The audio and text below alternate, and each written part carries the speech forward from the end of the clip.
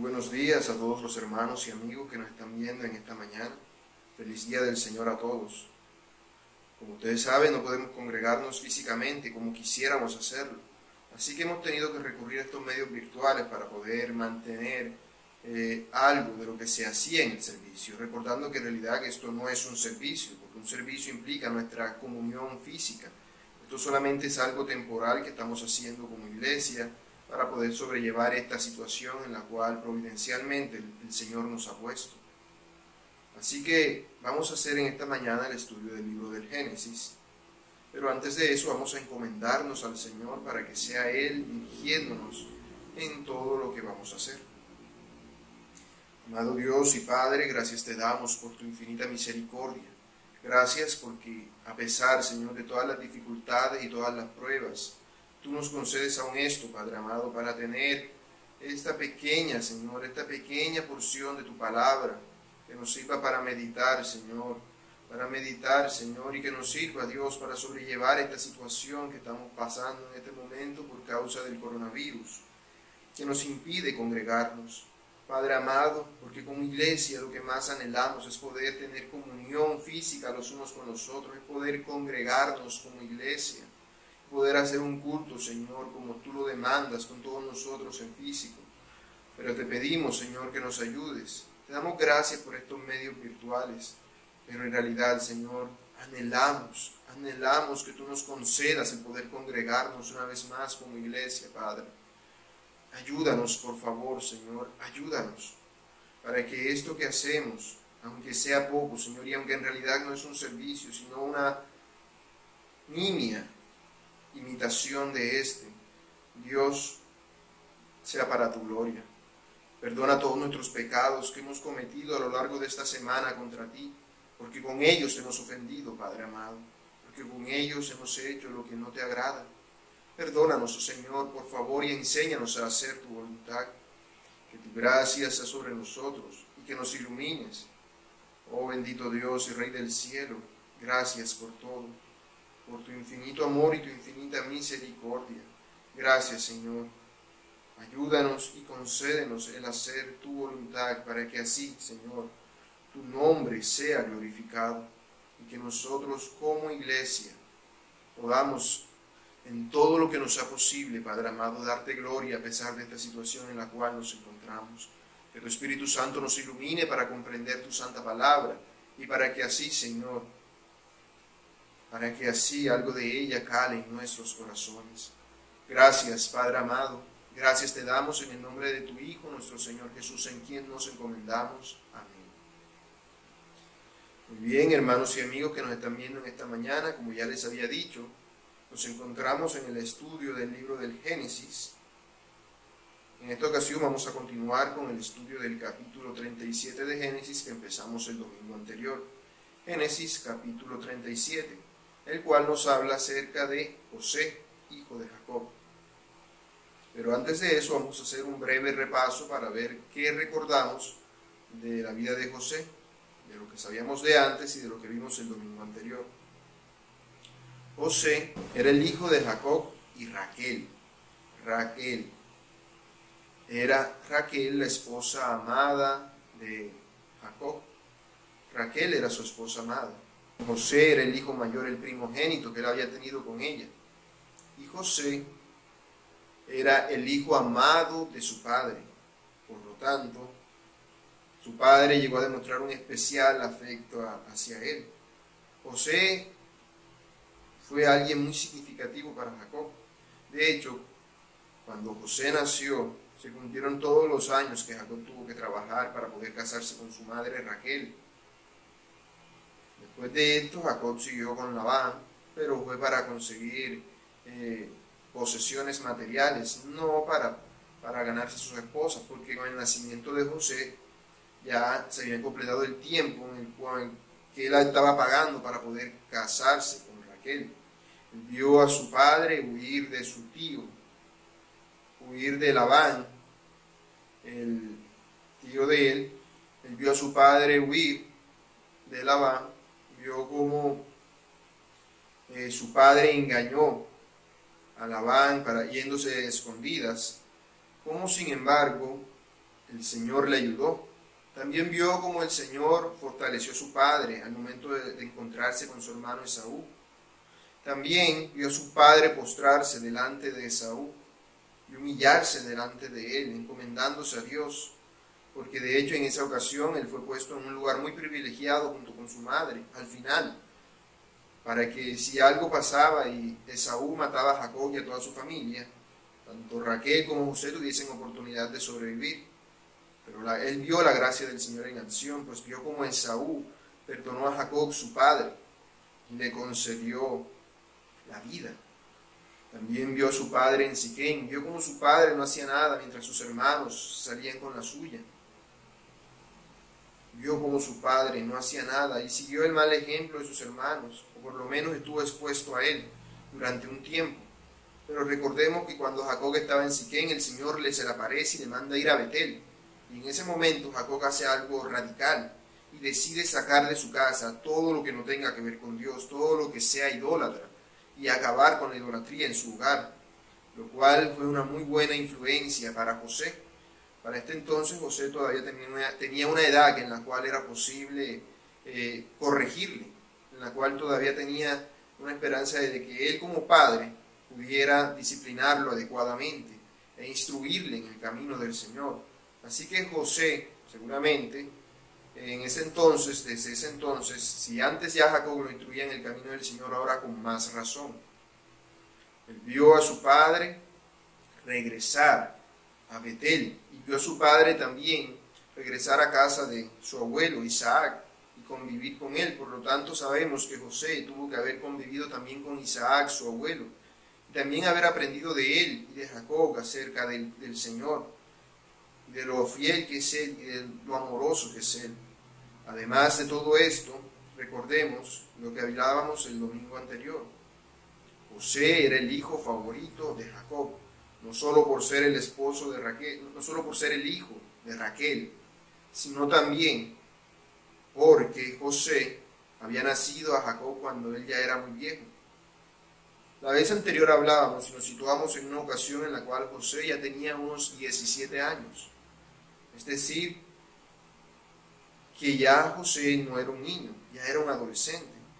Se nos cuenta de José que él era pastor de ovejas junto con sus hermanos, que se juntaba principalmente con sus hermanos, que eran hijos de las criadas, los hijos de Bilha y Silpa, pero que también él contaba a sus padres las fechorías que estos hacían, por lo cual sus hermanos, todos sus hermanos, le veían mal y procuraban hacerle mal. De hecho, ni siquiera podían hablarle a él tranquilamente. Siempre que le veían al hijo consentido de Jacob. Y como si esto fuera poco, Jacob le dio a José una túnica de diversos colores, que no era solamente por ser una túnica de diversos colores, sino porque esta túnica colocaba a José en una posición especial. Le colocaba en una posición de primogénito, lo colocaba como señor de sus hermanos. De manera que si a sus hermanos ya le caía mal José, a causa de lo que Jacob estaba haciendo, ahora les caería todavía peor. Los hermanos de José terminarían odiándolo y querrían hacerle daño terriblemente. Vemos que si esto no es suficiente, José tiene dos sueños y él decide contarle esos sueños a sus hermanos y a su padre. En el primero de esos sueños, José vio cómo su manojo de trigo se mantenía en pie mientras los de sus hermanos se inclinaban delante de él, lo cual nos daba a entender de que José tendría una posición de superioridad sobre sus hermanos. Pero después tuvo otro sueño en el cual vio que el sol, la luna y 11 estrellas, es decir, sus 11 hermanos, sus padres y sus madres, también se postraban ante él, lo cual nos daba a entender según este sueño que José llegaría a ser inclusive superior a su padre, llegaría a ser aún alguien más importante, porque esto era conforme al plan de Dios. Y José cuenta esos sueños a sus hermanos y a su padre, lo cual hace que sus hermanos le odien todavía más. Y aún su padre le reprendió, porque ya parecía que José estaba creyéndose más aún de lo que su padre lo veía, de lo que su padre quería hacerlo. Aunque Jacob, al haber tenido sueños de Dios antes, él también meditó acerca de esto para ver si los sueños eran de Dios o no, pero en realidad no se hizo mucho al respecto. Pero lo que sí vemos es que a causa de esto, la situación de José con toda su familia empeoró en gran manera. Y es en este punto donde iniciamos entonces este estudio del día de hoy. Les invito a que vayamos al libro de Génesis. Génesis capítulo 37, versículos del 12 al 22. Vamos a leerlo. Génesis 12 al 22. Génesis 37, del 2 al 22. Dice así la palabra del Señor. Después fueron sus hermanos a apacentar las ovejas de su padre en Siquem. Y dijo Israel a José: tus hermanos apacientan las ovejas en Siquem, ven, y te enviaré a ellos. Y él respondió: heme aquí. E Israel le dijo: ve ahora, mira cómo están tus hermanos y cómo están las ovejas, y tráeme la respuesta. Y lo envió del valle de Hebrón y llegó a Siquem. Y lo halló un hombre andando él errante por el campo, y le preguntó a aquel hombre, diciendo: ¿qué buscas? José respondió: busco a mis hermanos, te ruego que me muestre dónde están apacentando. Aquel hombre respondió: ya se han ido de aquí, y yo los oí decir: vamos a Dotán. Entonces José fue tras sus hermanos y los halló en Dotán. Cuando ellos lo vieron de lejos, antes de que llegara cerca de ellos, conspiraron contra él para matarle. Y dijeron el uno al otro: he aquí viene el soñador. Ahora pues, venid y matémosle, y echémosle en una cisterna, y diremos: alguna mala bestia lo devoró, y veremos qué será de sus sueños. Cuando Rubén oyó esto, lo libró de sus manos, y dijo: no lo matemos. Y les dijo Rubén: no derraméis sangre, echadlo en esa cisterna que está en el desierto, y no pongáis mano en él, por librarlo así de sus hermanos, por librarlo así de sus manos, para hacerlo volver a su padre. Entonces en este pasaje vemos cómo los hermanos de José conspiran contra él. Vemos que acontecen varias cosas.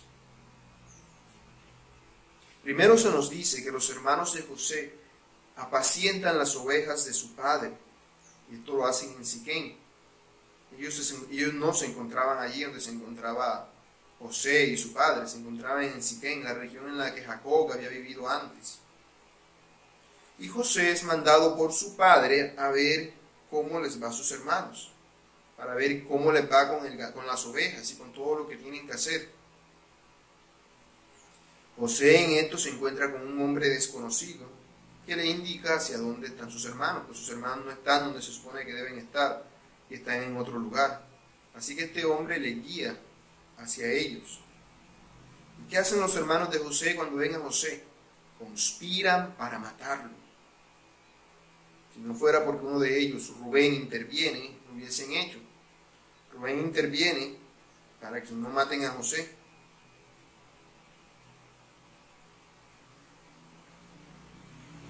Bueno, primero se nos habla de que los hermanos de José apacientan las ovejas de su padre.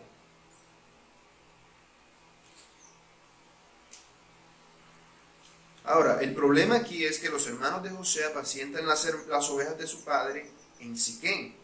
Y Siquem es aquel lugar en el cual la familia de Jacob fue altamente influenciada por cosas que no tenían nada que ver con Dios. Fue aquel lugar en el cual Simeón y Leví cometieron aquella masacre. Fue aquel lugar en el cual Dina perdió su virginidad. Y fue aquel lugar en el cual la familia de José y la familia de Jacob fue altamente influenciada por las costumbres paganas. Entonces, José debería ir a Siquem a buscar a sus hermanos. Uno pensaría que se trata de los hermanos que se mencionaron en el versículo 2, que eran los hijos de las criadas. Pero aquí, por lo que vemos en el pasaje, en todo el resto del capítulo, veremos que Rubén y Judá están entre ellos. Rubén y Judá eran hijos de Lea. Eso quiere decir que cuando se dice que vaya a ver a sus hermanos, se refiere a todos sus hermanos mayores que él.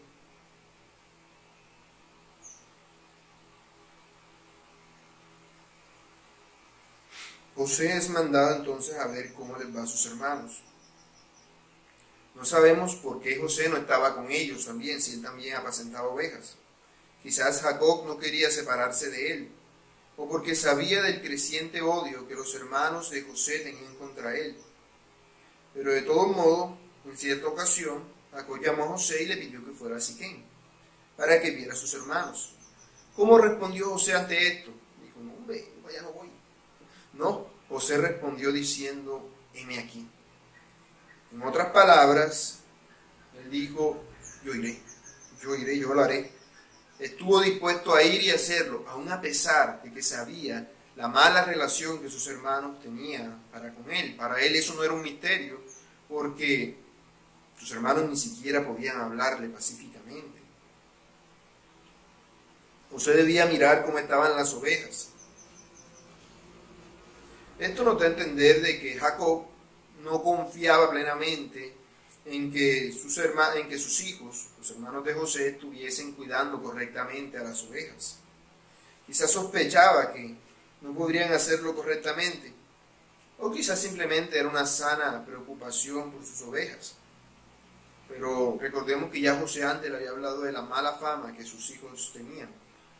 Así que es probable que Jacob estuviera preocupado por cómo sus hijos estuvieran haciendo lo que él les encomendó hacer. En todo esto José fue diligente, él emprendió el viaje. José se encontraba en Hebrón junto con su padre y de allí hizo el viaje hasta Siquén, aparentemente solo, no se nos dice que vaya acompañado de nadie. Cuando él llegó a Siquén se puso a buscarlos y no los encontró. Sin embargo, encontró un hombre que andaba errante por el campo y ese hombre le preguntó a José, ¿qué buscas? El hombre le informó que sus hermanos ya se habían ido y que les había oído decir que se habían ido a Dotán.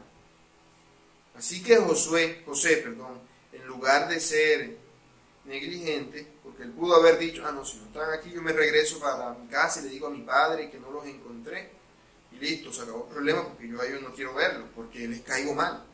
Pero José, aún a pesar de todo, dijo, no, a mí me mandaron a buscar a mis hermanos, yo iré a buscar a mis hermanos.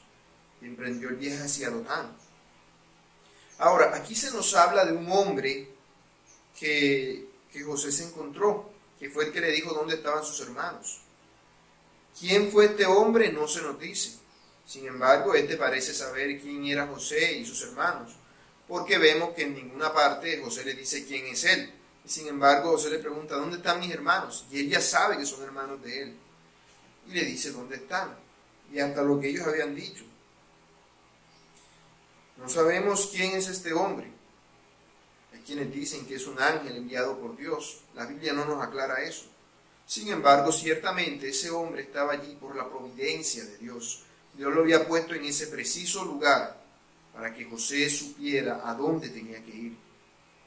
Fue puesto allí por Dios, lo cual nos da a entender de que Dios está detrás de todo lo que está pasando.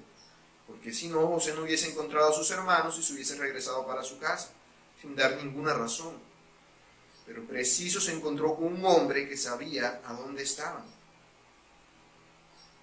Ahora, José habría de ir a Dotán.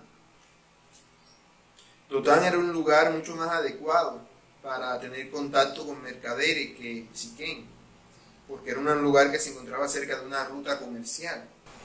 Dotán significaba dos pozos. Está en la ruta comercial más importante que se extiende de Siria a Egipto.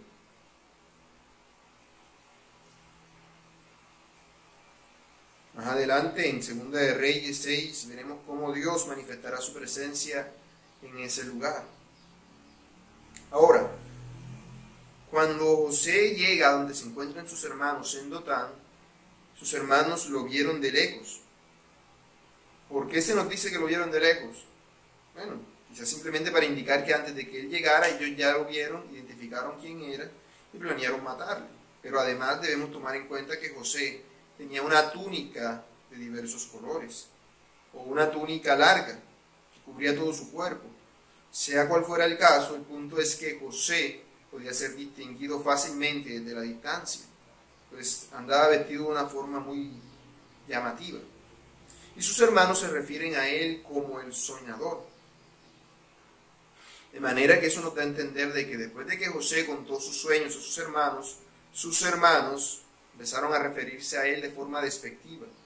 Como, ahí está el soñador, el que pasa soñando, el que se sueña con que va a ser mejor que nosotros.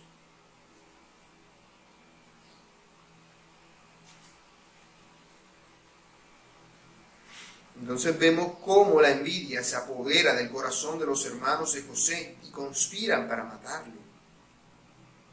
Ellos conspiran para matarle, le odian en gran manera. Porque ellos dicen, lo mataremos y veremos qué será de sus sueños. Ellos deciden acabar con él para acabar con esos sueños. Quizás hasta tenían miedo de que esos sueños se cumplieran, aunque no hayan creído en ellos supuestamente.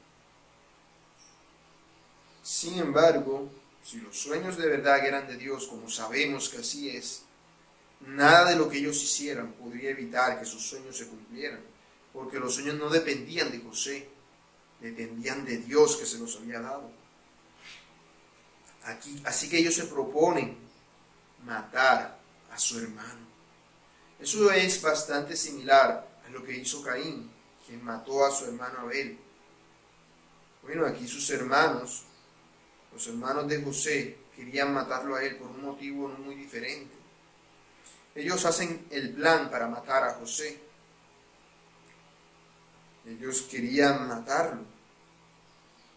Ese hecho de que lo vieron y enseguida quisieron matarlo nos evidencia de que el hecho de que ellos quisieran matarlo no fue algo que se les ocurrió en ese momento. Ellos odiaban a José y simplemente estaban esperando la oportunidad para hacerlo, porque era algo que ya venían maquinando en su corazón desde hacía muchísimo tiempo. Ellos odiaban en gran manera a José y esta era la oportunidad perfecta para deshacerse de él. Era la oportunidad perfecta para deshacerse de él. No fue algo que se les ocurrió en ese momento, no. El deseo ya estaba en su mente. El odio, el resentimiento ya estaba en ellos. Simplemente que no podían hacerlo, porque ciertamente su padre no vería con buenos ojos lo que ellos pensaban hacer. Pero ahora que su padre no estaba, tenían la ocasión perfecta para acabar con José. Esto es similar a cómo los judíos trataron al Señor Jesús. Pues querían matarlo porque no querían que Él reinara sobre ellos. Así, los hermanos de José querían matar a José porque no querían que José fuese Señor por sobre ellos. ¿En qué consistía el plan que los hermanos de José estaban maquinando? Ellos dijeron, aquí viene el soñador de sueños. Así que decidieron hacer tres cosas. Decidieron matarlo, echarlo en una cisterna y engañar a su padre, diciendo que algún animal se lo había devorado. De manera que su propósito era hacer que los sueños de José quedaran en nada. Y el hecho de que ellos se refirieran a José como el soñador nos indica que lo que más afectaba a su corazón, lo que más despertaba odio hacia ellos, era el sueño que José les había dicho. Ahora, en esto vemos el egoísmo de los hijos de Jacob, no solamente porque odiaban a José, sino porque no tomaban en cuenta a su padre. Pensaban decirle que alguna mala bestia lo devoró. Es decir, pensaban cubrir su rastro, pero no tenían en cuenta el daño tan grande que la desaparición de José causaría en el corazón de Jacob. Así que vemos que una de las características principales del pecado es el egoísmo. Sin embargo, vemos cómo Rubén interviene. Uno de los hermanos fue más noble, en cierta manera. Él quiso salvar la vida de José y aconsejó no matarlo ellos mismos, sino simplemente echarlo en la cisterna para que se muera allí de hambre y de sed. En realidad lo que quería hacer era que cuando sus hermanos hubiesen ido, él lo volvería a sacar y entregárselo a su padre.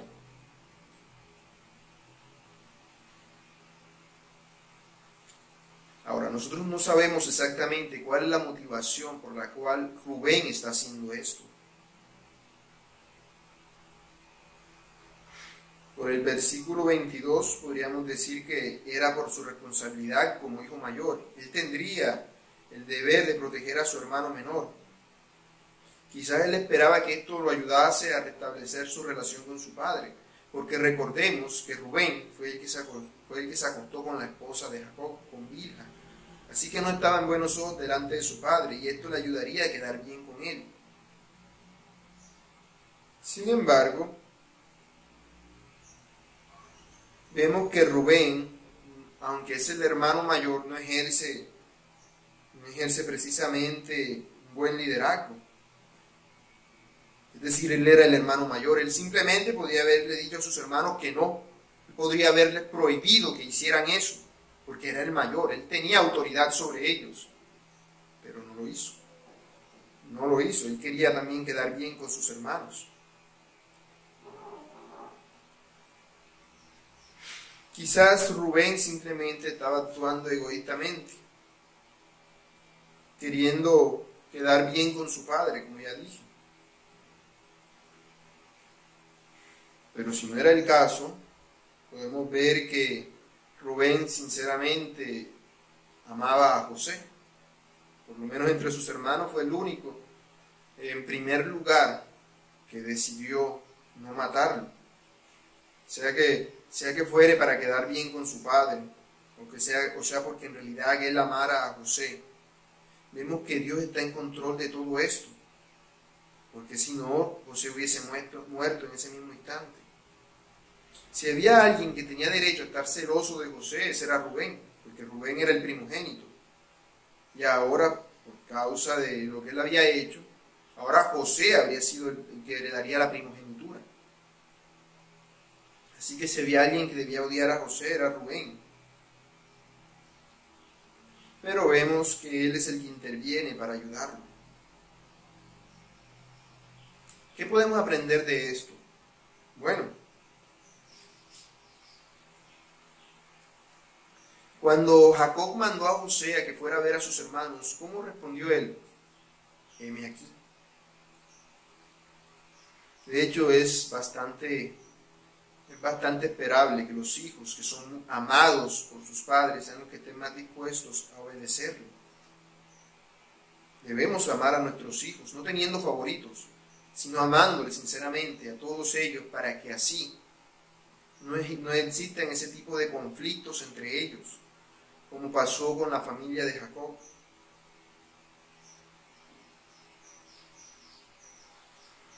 Vemos cuán deliberadamente estaban los hermanos de José dispuestos a matarle a sangre fría. Como dice 1 de Juan 3:15, el que odia a su hermano es un homicida. Nada más desde el momento en el que lo odiaron, ya lo habían hecho. Por eso el Señor prohíbe expresamente esto, porque de la intención del corazón nace la acción. Ya tenían en su corazón la intención de matarlo, solo que no tenían la ocasión. Y ahora la ocasión vino a ellos. Debemos tener mucho cuidado de no guardar resentimiento ni odio en nuestro corazón, porque este simple acto delante de Dios ya es equivalente al asesinato. Los hijos de Jacob odiaban a su hermano porque su padre lo amaba. El sueño y las cosas demás que pasaron solamente le dieron un mayor impulso y produjeron ese deseo en su corazón. Pero aún así Dios tiene control de todas las cosas. Ahora, esto lo digo porque precisamente todo esto que está pasando con los hermanos de José, porque recordemos que si no hubiese sido por aquel hombre que José se encontró en Siquem, no hubiese podido encontrar a sus hermanos. Todo esto que está pasando es porque Dios así lo está permitiendo. Dios está permitiendo que las cosas se den de esta manera. Dios permitió que José se encontrase con aquel hombre. Y sea cual fuera la razón por la cual Rubén evitó que sus hermanos mataran a José, Dios era el que estaba obrando detrás de todo esto para salvaguardar la vida de José, porque José sería el salvador de sus hermanos, de su padre y del mundo entero de su tiempo. José en todo sentido era un tipo de Cristo. Pues aunque era el hijo amado de su padre y fue odiado por sus hermanos, por lo menos por el mundo malo en el caso de Cristo, aún así el Padre lo mandó. No obstante, él vino con gran humildad, obedeciendo a su Padre, aunque sabía que no sería bien recibido. Cristo vino del cielo a la tierra a buscarnos y a salvarnos. Sin embargo, contra él, ¿qué se hicieron? Conspiraciones para matarlo. Los suyos, quienes deberían recibirlo, no le recibieron, sino que por el contrario, le crucificaron. Él, ¿qué hizo? Se sometió voluntariamente a todo esto, como parte del plan de su Padre, de nuestro Padre que está en los cielos. Así vemos cómo, en un sentido mucho más reducido, José es un tipo de Cristo para nosotros. Y haríamos muy bien en hacer como José y ser obedientes siempre a la voluntad de Dios, aunque ésta no siempre nos ponga en las mejores situaciones posibles. Confiemos en Él, porque si José confió en Jacob, que era un ser humano totalmente imperfecto, ¿cómo no habríamos nosotros de confiar en Dios, que es el ser absolutamente perfecto? Continuemos con el estudio de Génesis. Vamos ahora a leer los versículos del 23 al 38. Del 23 al 28. Génesis 37, del 23 al 28, dice así. Sucedió pues que cuando llegó José a sus hermanos, ellos quitaron a José su túnica y la túnica de colores que tenía sobre sí, y le tomaron y le echaron en la cisterna. Pero la cisterna estaba vacía, no había agua en ella, y se sentaron a comer pan, y alzando los ojos miraron, y aquí una compañía de ismaelitas que venía de Galaad, y sus camellos traían aromas, bálsamo y mirra, e iban a llevarlo a Egipto. Entonces Judá dijo a sus hermanos: ¿qué provecho hay en que matemos a nuestro hermano y encubramos su muerte? Venid y vendámosle a los ismaelitas, y no sea nuestra mano sobre él, porque él es nuestro hermano, nuestra propia carne. Y sus hermanos convinieron con él. Y cuando pasaban los madianitas mercaderes, sacaron ellos a José de la cisterna, y le trajeron arriba, y le vendieron a los ismaelitas por 20 piezas de plata, y llevaron a José a Egipto. ¿Qué pasa en este pasaje? Bueno, vemos que a José le quitan su túnica, aquella preciada túnica que su padre le había dado. A José le echan en la cisterna. ¿Y qué hacen los hermanos cuando echan a José en la cisterna? Se sientan a comer tranquilamente mientras José grita desesperadamente. Se menciona un grupo de mercaderes que viene pasando. Y vemos que en esta ocasión no es Rubén, sino Judá, el cuarto hijo de Jacob, quien interviene para salvar a José. Y vemos cómo al final José es vendido como esclavo a los mercaderes para ser llevado a Egipto. Primero, a José le quitan su túnica de diversos colores. La túnica era la señal, el símbolo del favoritismo que su padre tenía sobre él. Así que los hermanos seguramente sintieron algún tipo de placer perverso al arrancarle la túnica a José. Esto nos hace recordar una vez más al Señor Jesús. Recordemos que los soldados romanos le quitaron su túnica y se la rifaron entre ellos, echaron suertes ellos entre ellos.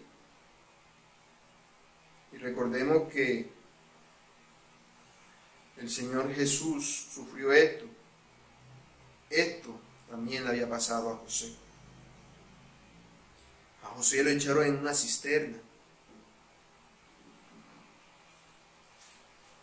Felizmente, una cisterna era un aljibe o tinaco, un depósito de agua, un depósito para almacenar agua lluvia, o que procediera de algún río o manantial.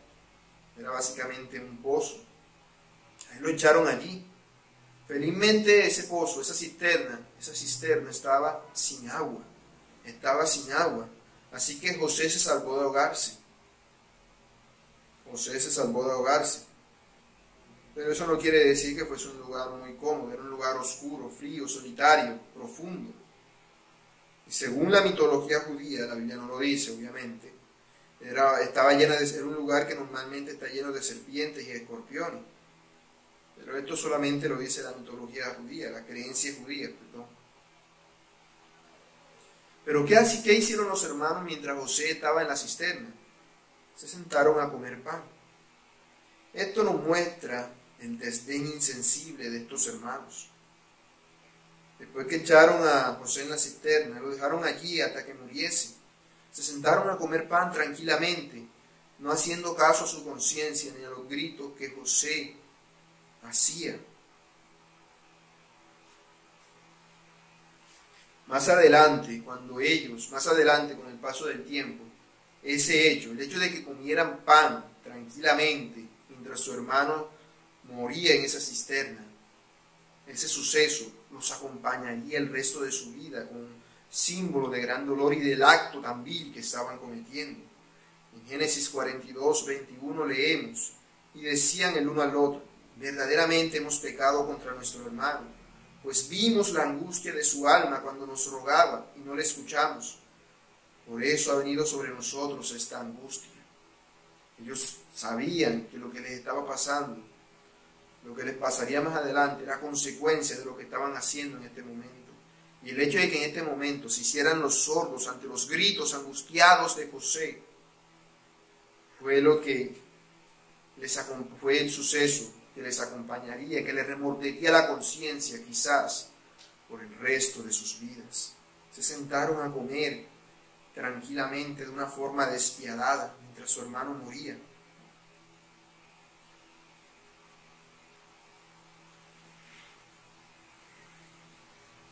Alguien dijo una vez: un físico podría calcular el tiempo exacto para que el grito de José llegara a los oídos de sus hermanos.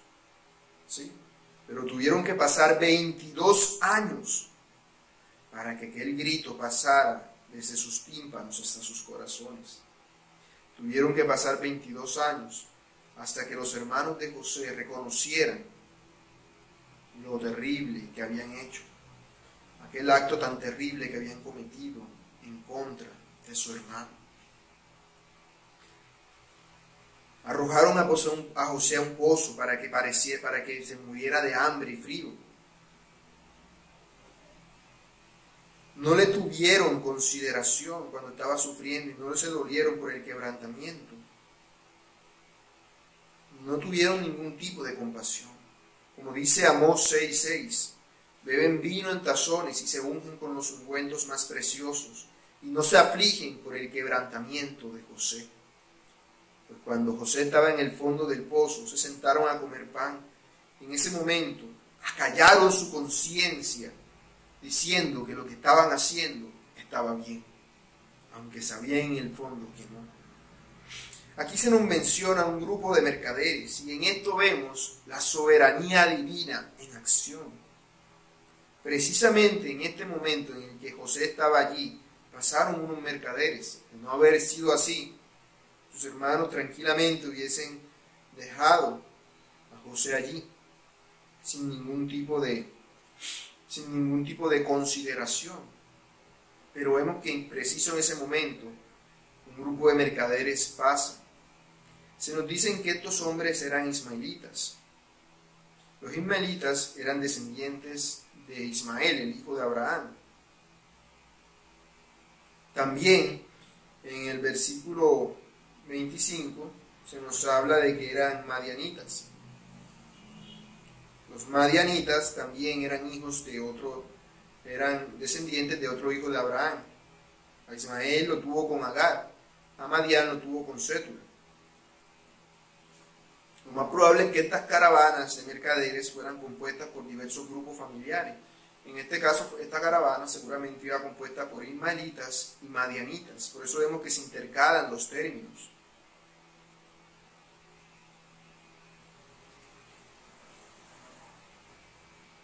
Estos hombres venían trayendo artículos comerciales, aromas, bálsamos y mirra. Estos artículos eran precisamente importantes para embalsamar muertos. Según la ruta comercial de ese tiempo, ellos iban rumbo a Egipto a vender sus productos. Un lugar perfecto, un lugar en el cual se solía embalsamar muy bien a los muertos para que perdurasen sus cuerpos. Y Galaad, el lugar de donde ellos venían, era un lugar muy famoso por sus bálsamos. ¿Y quién interviene para que José no se quede allí encerrado? Es Judá. Judá, el cuarto hijo de Jacob. Judá propone algo. La idea que se le ocurre es, bueno, si él se queda ahí encerrado, muerto de hambre, no ganamos nada. Pero ¿y si lo vendemos? Podemos sacar algún lucro. Así no solo nos deshacemos de él, sino que además tendremos algún tipo de beneficio. Podremos sacar dinero de esto, si lo vendemos. Al proponer esto, él estaba actuando de una manera similar a como actuó Judas Iscariote, quien vendió al Señor Jesús por 30 piezas de plata. Sin embargo, si nosotros lo pensamos detenidamente, morirse en el pozo, humanamente hablando, de hambre y de frío, quizás no era hasta preferible que ser esclavo en Egipto, porque José era el hijo favorito de Jacob, el mimado de la casa, y ahora sería un esclavo. Para esto quizás era algo igual o peor. Para José esto quizás era algo peor o igual que matarlo. Por eso sus hermanos les pareció bien el asunto. Dijeron, bueno, este es un castigo apropiado. Sí, él se cree mucho. Bueno, que sea un esclavo. Que sea un esclavo. Así nos deshacemos de él y sacamos un beneficio económico. Nosotros no conocemos los verdaderos motivos por los cuales Judá hace esto. Quizás está tratando de salvar a su hermano de ser asesinado. Aunque los motivos que vemos que él nos dice simplemente es para obtener una ganancia económica y para no tener la sangre inocente en sus manos, porque así no serían ellos los que lo matarían directamente. Si Judá está tratando de rescatar a su medio hermano de la muerte, entonces esa es una forma positiva de caracterizar a un hijo que llegaría a ser el sucesor del Señor Jesús. Llegaría a ser el antecesor, del Señor Jesús. Sin embargo, si Judá está actuando como lo ha declarado abiertamente para sacar un beneficio económico y para callar su conciencia, que me parece mucho más probable, esto nos demuestra la gracia de Dios, que escoge aún a una persona como esta para que sea el ancestro del Señor Jesús. Así José es vendido a los mercaderes. Los hermanos negociaron con los comerciantes y al final acordaron el precio, 20 piezas de plata. Eso serían, como ellos eran 10, 2 piezas para cada uno. Aunque Rubén, según vemos, no estaba presente en este momento. Algunas versiones traducen la palabra plata por ciclo, es decir, que eran 20 ciclos. Esto encaja también con Levítico 27:5, donde vemos que los esclavos más jóvenes se vendían por 20 ciclos, en tanto que los mayores se vendían por 30 ciclos. Y también sabemos que el comercio de esclavos era una realidad cultural en Egipto, desde antes de esto, desde sus orígenes. Normalmente los esclavos eran el botín de conquistas militares. Sin embargo, al igual que en este caso, también se podía dar el caso de los esclavos que se compraban comercialmente. José es llevado por los comerciantes a Egipto. Los hermanos de José estaban seguros de una cosa: esa sería la última vez que ellos verían a su hermano. Por eso estaban dispuestos a hacer esto, porque sabían que ya no volverían a verlo. Quien era comerciante, quien era vendido a esclavo de Egipto, ya no tendría oportunidad de regresar nunca. Así que si ya no volverían a verlo, sería lo mismo para ellos que si él estaba muerto. Lo que ellos no sabían era que Dios estaba obrando, a pesar de sus corazones malvados, para el cumplimiento de su plan. Los planes de los hermanos de José para matarlo son el fruto del odio y de la envidia. Fueron frustrados por 2 hermanos, primero por Rubén, quien propuso que simplemente no lo mataran, sino que lo dejaran allí, y luego por Judá, que impulsado por la caravana de mercaderes que pasaban, propone una alternativa provechosa, en lugar de ser ellos los que directamente maten a su hermano. ¿Qué aprendemos nosotros de esto? Bueno, primero se nos habla de la túnica de José. Esa túnica Era el símbolo del favoritismo que su padre tenía sobre él. Así pues, cada creyente tiene la túnica de Cristo Jesús. Si se la pone, ciertamente esa túnica es el símbolo del favoritismo que Dios nuestro Padre tiene sobre nosotros. Y aquellos que no son creyentes tratarán de arrancarnos esa túnica, tratarán de arrancarnos el favor de nuestro Dios. En este pasaje de los hermanos de José vemos algo que es muy evidente a lo largo de toda la Escritura, y es la depravación total del hombre. Los seres humanos no somos más malos de lo que podríamos ser simplemente porque no podemos, porque Dios nos ha puesto límites para que no seamos tan malos como pudiéramos llegar a ser. Pero no es porque haya algo en nosotros, sino porque a Dios le ha placido. Cada uno de nosotros, si tuviera la posibilidad de ser tan malo como pudiera llegar a ser, lo sería.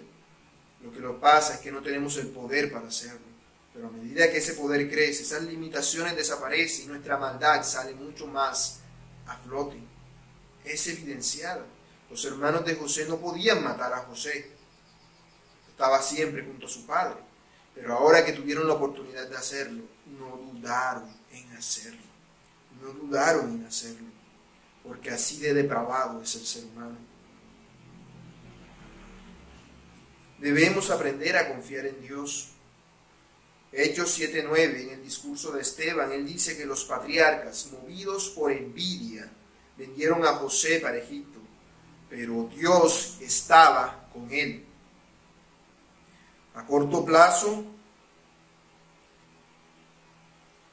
el hecho de que José sea vendido como esclavo sería un gran perjuicio para él, pero sería un gran beneficio para su familia y para el resto de las familias. Así que al pensar en José deberíamos animarnos y confiar en Dios. Si Dios ayudó a José siendo un muchacho de 17 años a que confiara en él, ciertamente nos ayudará a nosotros si depositamos nuestra confianza en él cuando las circunstancias adversas vengan sobre nuestra vida. Dios nos ayudará si confiamos total y completamente en él. Uno se puede preguntar por qué Dios permite todo esto. ¿Por qué Dios no intervino para salvar a José? Pero ya lo hemos dicho, ¿cierto? Dios no intervino para salvar a José directamente, pero sí intervino para salvarlo indirectamente. Porque de no haber estado Rubén allí, sus hermanos lo habrían matado. Y de no haber pasado esa caravana de mercaderes en ese momento, lo hubiesen dejado allí morirse de hambre y sed. Sin embargo, Dios sí intervino, sino que no de la forma que uno pensaría. Él intervino de una manera tal que no impidió que los hermanos evidenciaran su maldad, sino que dejó que lo hicieran, pero guardando la vida de José, para que José fuese al lugar que debía estar, para que José fuese a Egipto, que es el lugar al cual Dios quería llevarlo. De manera que vemos cómo Dios tiene un plan que es infinitamente superior a todos los planes. Dios permite estas cosas por una razón, de manera que aunque nosotros no lo comprendamos, Dios siempre tiene un plan tras todo lo que está pasando. Él permite que las cosas pasen de la mejor manera posible. Esta era la mejor manera en la cual podían desarrollarse estos eventos, para que José pasara de ser el consentido de la casa de su padre a ser el que salvaría al mundo de su época de la extinción, del hambre. De manera que así se cumple lo que dice el Salmo 76:10, que la ira del hombre alabará a Dios, aún la ira del hombre alabará a Dios, y él reprimirá el resto de las iras. Los hermanos de José fueron milagrosamente impedidos de matarlo, y su venta resultó igualmente en la maravillosa alabanza de Dios. Les invito a que continuemos entonces la lectura del libro del Génesis. Vamos ahora a leer Génesis, el capítulo 37, versículos del 29 al 36. Dice así la palabra del Señor.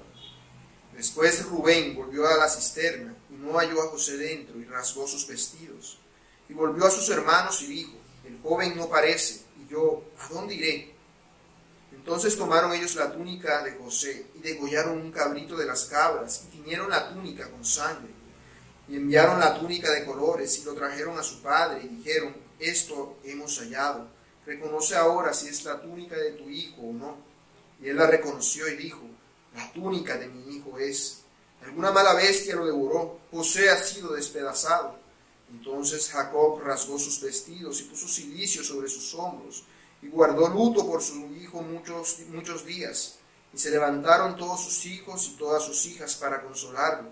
Mas él no quiso recibir consuelo y dijo: descenderé enlutado a mi hijo hasta el Seol. Y lo lloró su padre. Y los madianitas lo vendieron en Egipto a Potifar, oficial de Faraón, capitán de la guardia. ¿Qué es lo que acontece en este pasaje? Primero vemos cómo Rubén se entera de que José fue vendido como esclavo. Luego los hijos de Jacob le hacen creer que José está muerto. Luego vemos que Jacob no quiere ser consolado por la muerte de José. Y por último se nos hace a modo de conclusión, se nos dice a dónde acabó José. Él acabó siendo vendido como esclavo en Egipto. Primero, vemos que Rubén se entera de que José fue vendido como esclavo. No sabemos por qué, no sabemos dónde había estado, pero Rubén no estaba allí cuando José fue vendido como esclavo. Y cuando llegó, recordemos que la intención de él, ¿cuál era? Que metieran a José en la cisterna y dejarlo allí para que muriera de hambre. Eso le dijo a sus hermanos, pero la verdadera intención de él era que cuando sus hermanos hubiesen ido, él sacaría a José, lo rescataría y podría llevarlo de regreso a su padre. Pero vemos que Rubén regresó y no encontró a José por ningún lado. Él rasgó sus vestidos. Esta era una señal tradicional de lamento, de dolor. Era un símbolo para expresar lo mal que se sentía ante la pérdida de José. Este era un símbolo de la expresión de un horror absoluto y de un duelo por su posición débil, que no ejerció el liderazgo que debería, prohibiéndole a sus hermanos que hicieran tal cosa, sino por permitir que hicieran algo más. Vemos cómo José terminó siendo llevado y vendido como esclavo, así que ahora Rubén se sentía culpable por lo que había pasado. Él tendría que haber protegido a José, tendría que haber estado allí. De hecho, no sabemos a dónde se fue, pero si ese era su plan, él debería haberse quedado allí, esperar a que sus hermanos se fueran, para poder rescatar a José. Así vemos que aunque él no estaba en el momento en el cual José fue vendido, él ciertamente sería considerado el responsable de aquel hecho, lo cual nos demuestra hasta qué punto él había querido verdaderamente rescatar a José y no había podido hacerlo. No había podido hacerlo. Así que Rubén se siente culpable por lo que ha pasado. Para tapar las huellas del crimen, los hijos de José, ¿qué hicieron? Bueno, su plan consistía en engañar a su padre, así que degollaron un cabrito y lo tiñeron con la sangre. Con esa sangre de ese cabrito tiñeron la túnica que le habían quitado a su hermano. Y la llevaron a su padre y mintieron, alegando que se habían encontrado la túnica de casualidad por allí, en algún paraje. Recordemos que José había ido a buscar a sus hermanos a Siquén, pero no estaban en Siquén, estaban en Dotán. De manera que si él estaba en Dotán, si José estaba en Dotán, quiere decir que si los hermanos de José estaban en Dotán, José tendría que haber hecho el viaje desde Siquén a Dotán. Y lo que ellos están diciendo es que nosotros en algún lugar lo encontramos, como para que su propio padre llegara a la conclusión de que en el trayecto de buscar a sus hermanos, algún animal salió y lo mató y lo devoró. Así vemos como un pecado lleva al otro. Los hermanos, con su pecado, el pecado del odio que tenían contra José, los llevó a querer matarlo, hizo que lo vendieran y ahora engañan a su padre. Así Jacob es engañado por sus hijos con una frialdad absoluta. Ellos afirmaron que era la túnica de José. Y Jacob evidentemente llegó a la conclusión que ellos querían, que algún animal se lo había comido. Así vemos cómo Jacob, aquel que había engañado antes a su padre para robar la primogenitura, ahora es engañado por sus hijos. Es engañado por sus hijos. Él está recibiendo el castigo por las acciones que antaño había cometido. Antes él engañó a su padre, ahora sus hijos lo engañan a él. Y él siente un dolor mucho mayor del que sintió su padre cuando él lo engañó. Y vemos que Jacob no quiere ser consolado por la muerte de José. La reacción de Jacob fue dramática. Rasgó sus vestidos y puso cilicio sobre sus hombros y guardó luto por muchos días.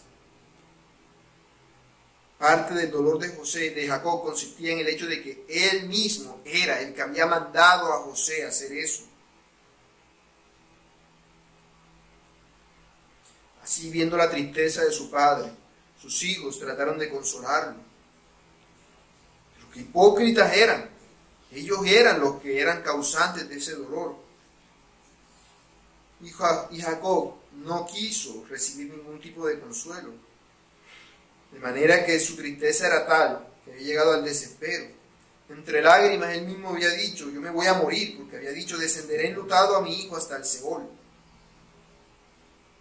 De manera que él aún mismo quería morirse para poder estar junto a su amado hijo José. Su desesperación era muy grande y su dolor también. Y aún a los hijos de Jacob les dolió mucho ver a su padre en esa situación. Mas aún así no optaron por decirle la verdad de lo que habían hecho. Con razón, Jacob rehusó recibir el consuelo de estos hijos hipócritas que actuaban así contra él.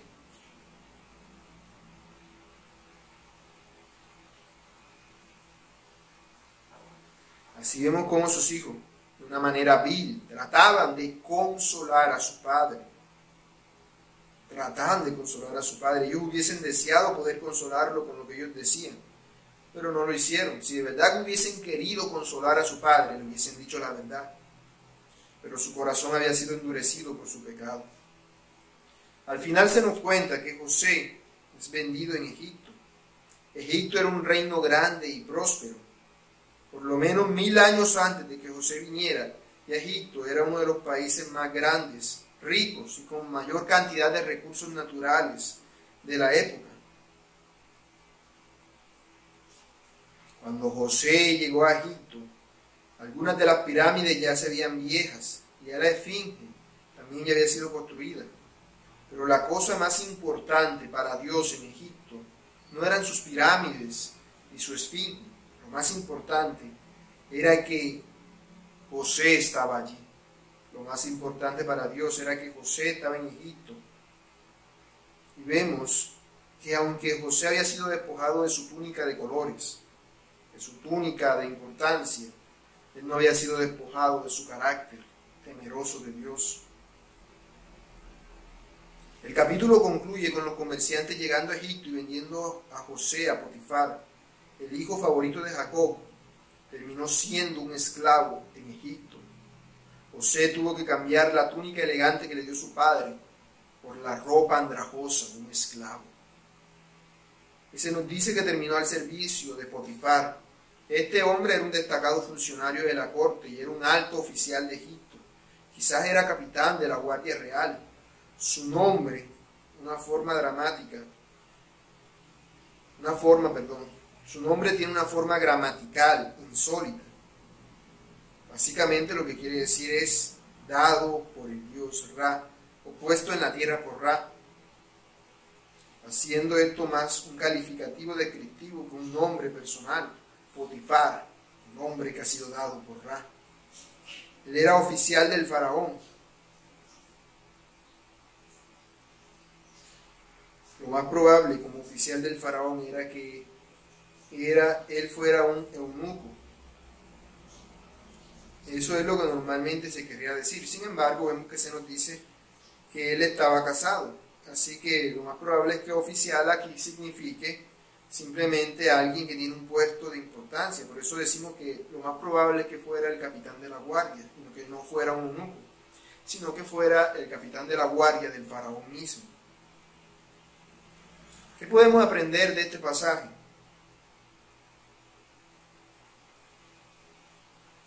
Jacob pensaba que José había sido devorado por un animal, pero en realidad fue devorado por la envidia de sus hermanos. Las peores bestias de este mundo y de las cuales haríamos bien en cuidarnos no son las bestias salvajes, sino los seres humanos que no tienen ningún temor de Dios y no se preocupan por el dolor ajeno. También buscan la manera de aprovecharse de él. Así que haríamos bien en tener precaución en estar en presencia de ellos. También vemos que el pecador trata siempre de ocultar su pecado. Desde el mismo momento en el que Satanás enseñó a los hombres a pecar, les enseñó a tratar de ocultar su pecado. De manera que el robo y el homicidio siempre lo cubren con mentiras y con juramentos falsos. Pero ¿qué nos dice la Biblia? Que el que encubre su pecado no prosperará. Los hermanos de José ocultaron el pecado. Por un tiempo lograron mantener ese engaño, pero al final ese engaño salió a la luz. Tengamos mucho cuidado con lo que hacemos, porque no hay nada que no termine saliendo a la luz, no hay nada oculto que no llegue a saberse. Como ya dijimos de Jacob, nosotros recogemos lo que sembramos. Jacob sembró engaño, él engañó a su padre y ahora sus hijos lo habían engañado a él. Así que tengamos mucho cuidado con lo que hacemos, porque tendremos que sufrir las consecuencias de ello. Jacob se negó a ser consolado. Se negó a ser consolado cuando se enteró de que su hijo había muerto. Eso nos demuestra que su amor estaba en el lugar correcto, estaba en el lugar incorrecto. Su amor no estaba enfocado en Dios, sino en su hijo, en José.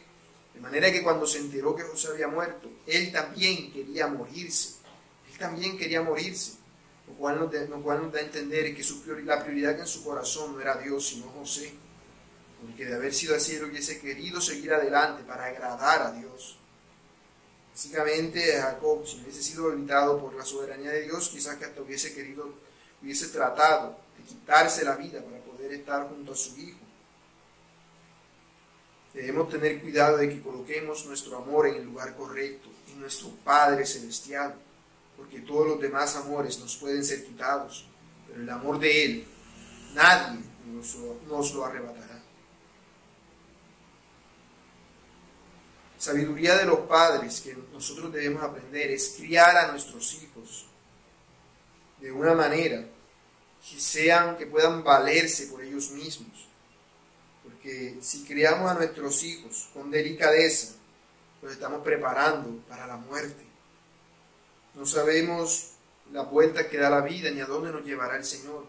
Así que debemos preparar a nuestros hijos para que obedezcan al Señor y para que puedan hacerlo por ellos mismos. No malcriándolos, haciendo todo por ellos, sino para que ellos hagan lo mismo, se defiendan por ellos mismos. Así debería Jacob haber criado a José. Recordemos que José era un niño mimado y ahora tendría que aprender a valérsela por sí mismo como un esclavo. Recordemos que a pesar de todo lo que le había pasado a José, Dios tenía un propósito con él. Dios tenía un propósito. Dios estaba con José. Aunque José en ese momento no lo haya entendido. Dios estaba permitiendo que todo esto pasara para que José llegara a ser aquel que él había querido que fuera, para que se cumplieran los sueños que él mismo le había mostrado. Así que cuando las adversidades de nuestra vida lleguen, porque ciertamente llegarán por obedecer al Señor, confiemos en Él y confiemos en que Él tiene un plan, que Él tiene un propósito para nosotros. Así son los caminos de la providencia. El Señor no siempre nos da lo que queremos, pero todo lo que Él nos da es lo mejor que podríamos recibir. Por eso sabemos que a los que aman a Dios, todas las cosas les ayudan a bien. El hecho de que José se ha vendido como esclavo es lo mejor que podría haberle pasado, porque le ayudaría bien a él, a su familia, a Egipto y al mundo entero. Seamos agradecidos más bien por lo que el Señor permitió en la vida de José. Si José no hubiese sido vendido como esclavo por sus hermanos hubiesen muerto en aquella gran hambruna que Dios mandó sobre el mundo entero. Tanto José como sus hermanos habrían muerto. Habría muerto Judá, habrían muerto los hijos de Judá, y entonces no habría habido ni Judá ni nación de Israel. No hubiese venido el Mesías. Y entonces, ¿qué salvación habría para nosotros? Aquello que fue tan grave y tan terrible para José en su momento, resultó siendo de gran beneficio para José, para su familia, para su pueblo, para Egipto, para el mundo entero y aún para nosotros hoy. Porque gracias a eso existió esa nación que Dios escogió. Dios fue fiel y Dios permitió a través de Cristo que los creyentes seamos salvos. Gracias a que José sufrió, Cristo también tuvo la oportunidad de sufrir y experimentar el peso de nuestros pecados, los pecados de aquellos que llegaríamos a creer en Él. Así que confiemos en Dios y seamos agradecidos por todo lo que Él permite en nuestra vida, sea que nos agrade o que no, porque Él tiene un plan detrás de todas y cada una de estas cosas. Como ya dije, como dice Romanos 8:28, a los que aman a Dios, todas las cosas les ayudan a bien. Creamos en nuestro Señor y confiemos en Él. A Él sea toda la gloria por siempre. Oremos. Bendito Dios y Padre, gracias te damos por tu bendita palabra que tú nos has dado. Gracias, Señor, por nuestra vida, Señor. Gracias por todo lo que tú nos has dado, por aquello que llamamos bueno y también por aquello que llamamos malo que nos ha ocurrido, Padre. Nosotros no sabemos el porqué de todas las cosas, Padre amado. Hay tantas cosas que no sabemos y no comprendemos, pero te damos las gracias porque tú estás en control de todo. Nada escapa a tu control, Padre amado. Lo que pasó con José pasó para tu propósito, para tu gloria y para tu honra. Así también, Señor, lo que ha pasado en nuestras vidas y aún lo que está pasando hoy, Padre amado. El hecho de que exista el coronavirus, el hecho de que aunque querramos no podamos congregarnos, Señor, no es casualidad. Tú lo has permitido, Dios, con un propósito. Quizás, Señor, no habíamos valorado antes el congregarnos como lo hacíamos y al hacerlo, al permitir todo esto, Padre amado, nos ayudas a que empecemos a ver el hecho de congregarnos como un privilegio, Dios, un privilegio del cual ya no disponemos, oh Padre amado. Señor, hay muchas cosas, Padre, que no comprendemos. No sabemos por qué tú permites que el coronavirus se expanda por este mundo, Dios, a ciencia cierta, aunque bien sabemos que en consecuencia directa todo es por causa del pecado. Dios, pero no sabemos los motivos para los cuales tú permites todo esto en tu iglesia. Pero sí sabemos esto, Señor, que esto es lo mejor que podría haber pasado, porque a ti, oh Dios, te ha placido que pase así, y nosotros confiamos en ti. Hemos depositado nuestra confianza en ti, Señor, y sabemos que así como estuviste con José cuando permitiste que sus hermanos lo vendieran como esclavo en Egipto, así estás con nosotros, con tu iglesia en este momento. Tú nos ayudas, oh Padre, tú nos fortaleces y tú nos alientas. Bendito Dios, gracias, Señor. Gracias te damos por tu amor y por tu misericordia para con nosotros. Gracias, Padre amado, porque tú nos guardas, tú nos proteges siempre. Oh Dios, gracias te damos. A ti, Señor, Dios nuestro y Rey eterno, sea toda la gloria, Dios, sea toda la honra. Señor, sea todo el honor. A ti nos encomendamos. Fortalécenos en ti y ayúdanos a hacer tu bendita, preciosa y santa voluntad. En el nombre de tu Hijo, nuestro Señor Jesús, te lo pedimos. Amén. Muy bien, hermanos, le damos gracias por acompañarnos en este estudio del libro del Génesis. Aunque no podemos congregarnos físicamente como quisiéramos hacerlo, aún damos gracias al Señor porque nos permite estos medios para que mantengamos cierta comunicación entre nosotros. Gracias damos al Señor por ello. Por eso les invitamos al servicio dominical, a la predicación, el servicio como tal que estará dando inicio a las 10:30 de la mañana.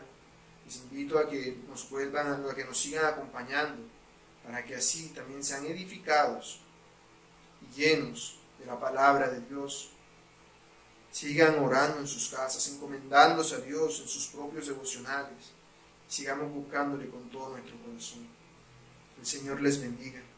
Nos vemos en unos minutos.